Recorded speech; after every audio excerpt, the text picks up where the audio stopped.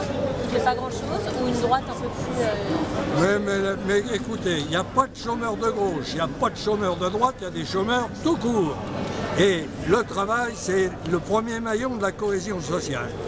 Quand il n'y a pas du travail pour tout le monde, on ouvre le champ à un assistanat dégradant et à de la délinquance. Hein, c'est ce qu'on est en train de vivre. Hein. On attaque les diligences maintenant, hein, au RER. Hein. On rejoue les films de l'attaque de la diligence. Bon, le travail, c'est la base de tout. Hein. Donc, les emplois ont foutu le camp, la faute de nos politiques qui étaient très loin des réalités, et des entrepreneurs, parce qu'ils ont même délocalisé les bureaux d'études avec des transferts technologiques. Alors on a vomi. Hein, voilà. Et alors maintenant, il faut réparer les dégâts. Ah. Eh ben, ça va demander du temps, et de la sueur, et du sang. Voilà. Excusez-moi. Est-ce qu'une 6e République, c'est compatible avec la politique de François Hollande? Moi, je veux bien qu'on change de République à condition qu'on change de méthode. Mais est-ce que c'est compatible avec la politique de François Hollande? Mais la politique de François Hollande, je vous explique encore une fois qu'on ne peut pas demander à un homme qui soit de gauche ou pas de faire des miracles. Si Sarkozy avait été réélu, mais on serait dans la même merde en ce moment. Hein, parce que tout ça mijoté et ça éclate au grand jour. Voilà. C'est du bon sens tout ça. Il n'y a pas besoin de sortir de polytechnique pour raisonner comme ça. Mais le bon sens, c'est devenu une denrée rare. Très rare. Comme la lucidité d'ailleurs.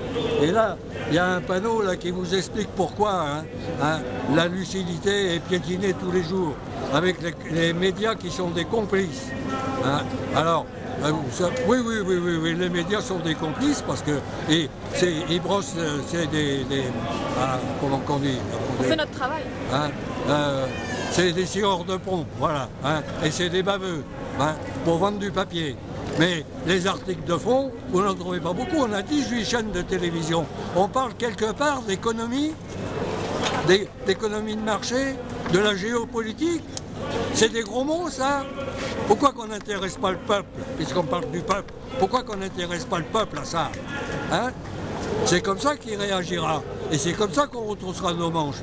Mais si on masque tout et qu'on fait confiance, qu'on met un bulletin de vote, j'allais dire un chèque en blanc, un bulletin de vote, vous voyez, le fric est partout, un bulletin de vote